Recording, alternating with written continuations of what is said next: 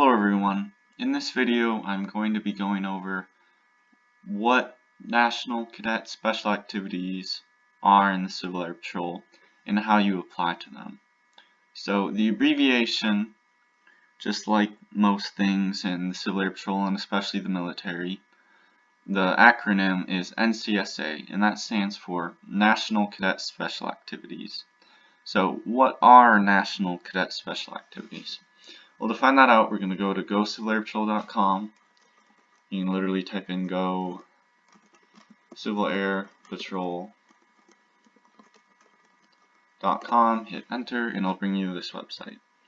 So then you're going to go to Programs, down to Cadet Programs, down to Activities. And so this will bring you to all sorts of activities, but specifically under Activities, you want to go down to National Cadet Special Activities. So there's instructions and frequently asked questions. All these, that would be a helpful page. And then down here we see all of the different special activities. So before I go into this too much, let me just back up a little bit and say how you can attend one. So the requirements to attend a National Cadet Special Activity is you have to have attended encampment before. So that's the only requirement, just like it's a requirement for the Mitchell Award. You have to have attended an encampment. Past that, some have their own requirements. For example, some of these have minimum ages, and a lot of them have different minimum ages. Some of them you might need to be a certain rank.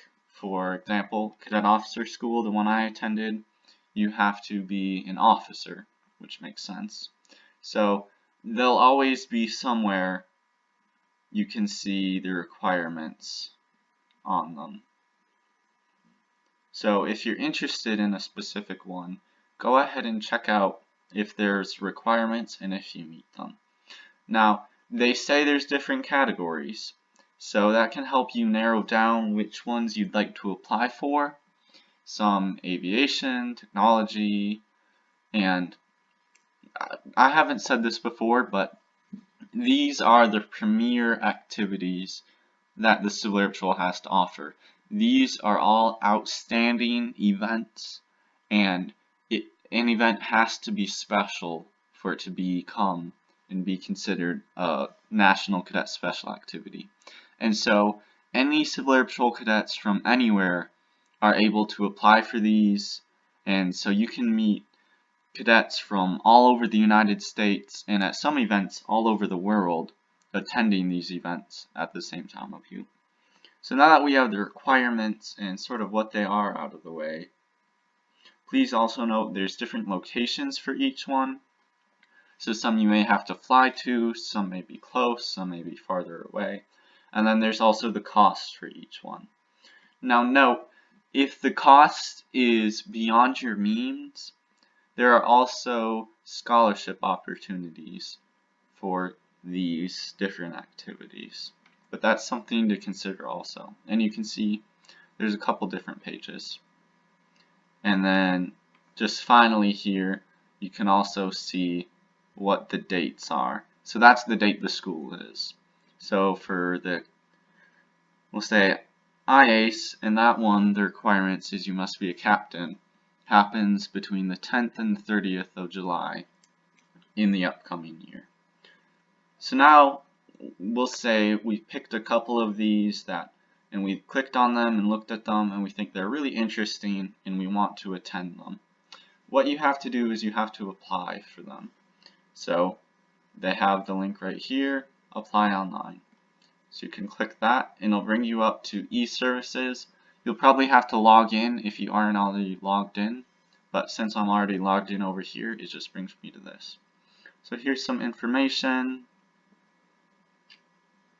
Here's the overview. This is helpful to read over. Application, activity status, payment, and such. There's for your encampment, the scholarship for that. Now, what we really want is this application over here. So again, make sure you read all of this. It talks about different deadlines and such. And then once we've read it, we're going to click Create Activities Application. Take a minute to load. Alright, so this isn't a very long or arduous application to fill out, but there are some different things you need to look at. So most of this information should be in here once you have set up your Celestial account, because it's all in eServices anyway. But some may need you to change something. For instance, I didn't have, I believe it was a personal phone number in eServices, and so that's something I had to update in eServices for this. Preference. Now here's where you will click and select which activities you want. So note that there's a difference between most of them in basic and staff. Staff if you want to apply to the event as a staff member, although most of the time, I'll say pretty much always, you'll have to attend the event before, and there's extra requirements. So for your first year, you're just looking for the basic in whatever you're looking for. Basic, and so on and so forth. So now we'll say you have your couple picked out, and so all we're going to do is click on them and then click the little button to move them over. Alright. Now the question I had is how many can you apply for and how many can you attend? Now these, especially some more than others, are difficult to attend and have competitive registration, meaning not everyone who applies gets in, and there's different criteria we'll look at for how you can improve your chances of getting in. But as a general rule, it seems that they typically consider your top 3. So, and then once they're over here, move it back. Alright, we're going to move this over.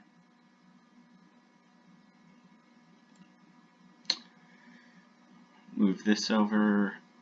So again, typically they'll just consider you for your top 3. So we see we can move them up and down the list by clicking either plus or minus, and that's how we can rearrange them. Alright, so we'll just leave these on here for now and say these are our events.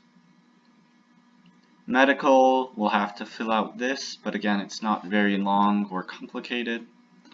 Supplemental, now this is based on specific activities. Some activities require you to submit an essay or something in order to apply as part of the application, but we'll see that this will update if there is something specific, but since the activities we theoretically selected don't have anything, we can skip this part. Now we're going to review. We'd review over everything we went over, and then we'd hit submit if everything was filled out and completed. Right, so that's how you apply, that's how you're there. Now activity status. This will pop up and you can check this to see, here it says application incomplete. Then it will change to application complete. And again, you can read all of this. You need approval for your unit, your wing, your application needs to be approved. And then you'll either be a primary, which means you've been selected to the event, or an alternate, which means you're on the waiting list. Online payment, this will populate once you've been selected for an activity, and you'll need to fill out and pay for your event. Sometimes they make you pay half first and then half a little bit later just to confirm your slot, and again that changes with each different activity. Here we see instructions on how to make a payment, so really you can just check out all of these different little links in this page. And again, to access it, you just go to go.civilairpatrol.com, programs, cadet programs, activities, National Cadet Special Activities, selecting the ones you want in your mind, apply online, and then it brings us here where all the information is. So now that we've went over that, and hopefully you have a grasp on what's required to attend to one, how you can figure out more about each specific one, we're going to go to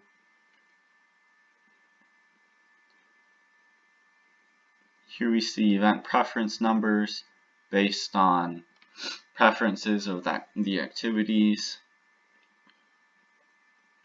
And when you complete an NCSA, you receive the NCSA ribbon, which is the thumbnail of this video. And the apply online link is also here.